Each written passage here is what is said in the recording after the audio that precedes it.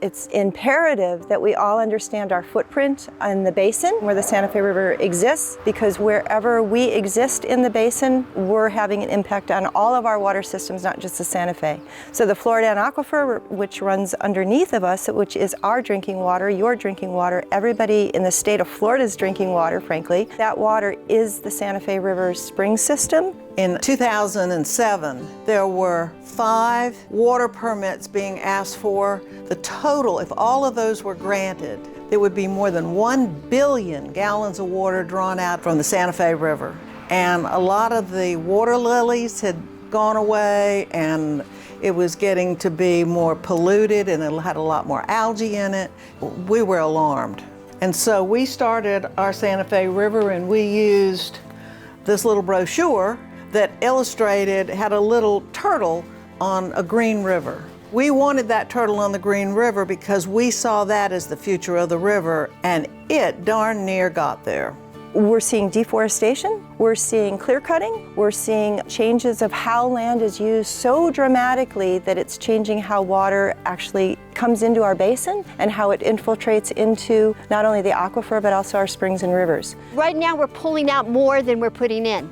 And because of that, the flow is reducing from our springs, and because our springs flow is in reduction, they're not flushing out all the nitrates, they're not flushing out all the algae. So it's important that we draw less from the aquifer. A lot of the work that we do in terms of outreach is trying to engage people to attend government meetings. Most of the activity that we are challenged by is being considered in a government meeting. We work with the kids to try to impart our wisdom about why our freshwater systems could be better protected, or what we can do to improve the quality of water and the quantity of water that we're seeing in the basin or in the springs and rivers. I love seeing kids fall in love with the river. I'm so thrilled that the Fort White Public School has a program that takes their kids to the Ichetucknee and teaches them science right there on the shoreline or in the water.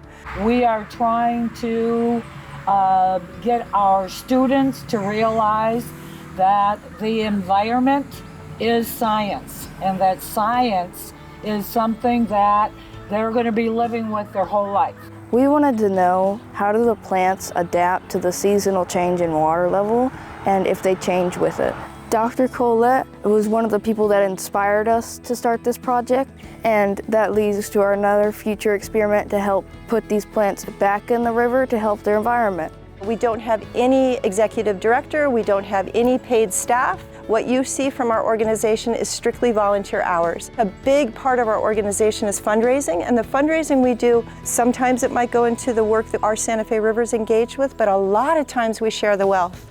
We like to find a way to share that money with other grassroots organizations that are working to protect the environment and our water resources.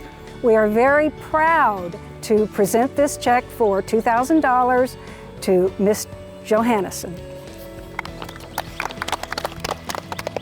Every year, one of the things that I so appreciate is our Santa Fe River, and these kids are going to go out and be the voice for all of our environment as time goes by.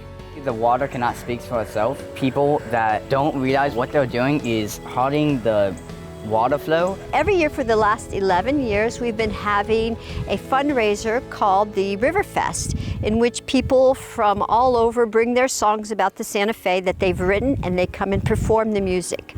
It's important to raise awareness of our river because a lot of people don't get a chance to come out here, for one thing, and so they're not aware of what's in their backyard. We don't all get to see the entirety, the complexity of this living system.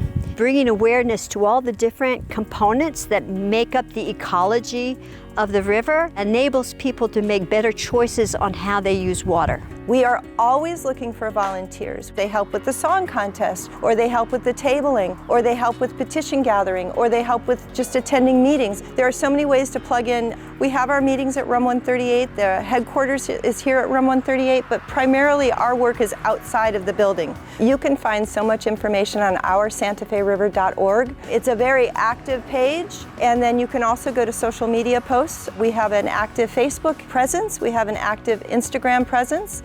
If we're wanting to show people what we know, then we're trying to show them through the demonstration garden and how we would like them to have plants in their yard. We want them to have native plants. It's important for folks to learn the home that they've chosen as opposed to trying to bring their survival techniques and working around cement. They've got to learn different ways of growing, not only their yards, but their landscapes and even food. And certainly this demonstration garden is going to show people how to do that. This garden is just a few minutes from Alachua County and Gilchrist County, and it gives property owners an example of what they can do.